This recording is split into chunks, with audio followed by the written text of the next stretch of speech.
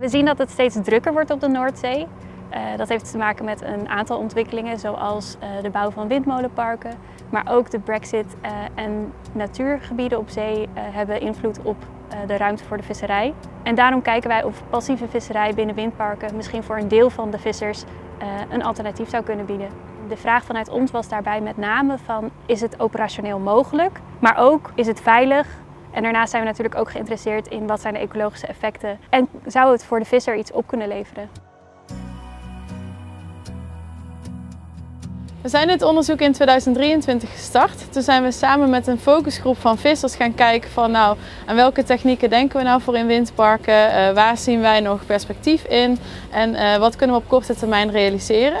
Dus we hebben een focusgroep van 9 vissers samengesteld en samen met hen hebben we dit onderzoek vormgegeven. Het verschil met de dagelijkse activiteiten die we doen met vissen is dat je gewoon aan de regelgeving gebonden bent.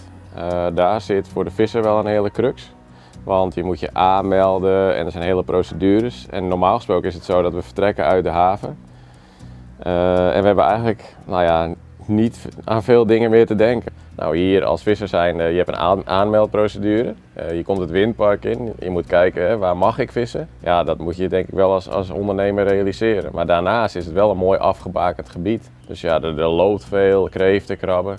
Dat vind ik wel heel speciaal, dat je gewoon een stukje voor jezelf hebt waar je kan vissen. Een soort van visboerderij, zeg maar. Wat is het perspectief voor een visserman als je niet weet waar je in de toekomst wel of niet mag vissen? De windparken zijn geplaatst en dat waren voorheen visgronden. Dus die visgronden zijn weg en je mag er dus niet meer vissen. Nou, als je nou met passieve tuigen daar toch in terug kan komen en zegt van joh, dit is verantwoord, dan is er een verdienmodel. En dan zouden vissers daar gebruik van kunnen maken. We zijn wind en weer gebonden. Dus het probleem ligt er meer dat als ik woensdag snel het park in wil, kan ik niet vorige week al bedenken dat ik het park had ingewild. Maar voor de rest denk ik wel dat als we zo doorgaan, wordt het wel makkelijker om erin te gaan vissen. Je zou eigenlijk veel meer moeten ontwikkelen om te weten waar zit nou de vis, hoeveel vis zit er. Kijk, dan ga je gedoseerd vissen.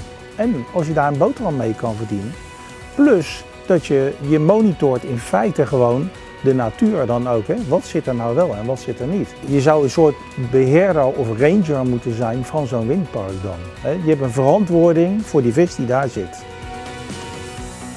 Als we naar de toekomst willen kijken, moeten we toch kijken of we iets kunnen aanpassen in de wet en regelgeving. Zodat we bijvoorbeeld dichter op de turbines kunnen vissen of ook dag en nacht in het windpark mogen gaan vissen. Want ja, vissen alleen in windparken, daar word je als visser niet rijk van. Je moet het sowieso zien als onderdeel van je huidige visserijpraktijk. Dus voor de toekomst is het wel belangrijk om daar nog echt naar te kijken. Wat kunnen we die visser nou nog bieden aan toekomstperspectief en hoe kunnen we daar mee omgaan. Dat we toch een soort verdienmodel creëren voor de visser.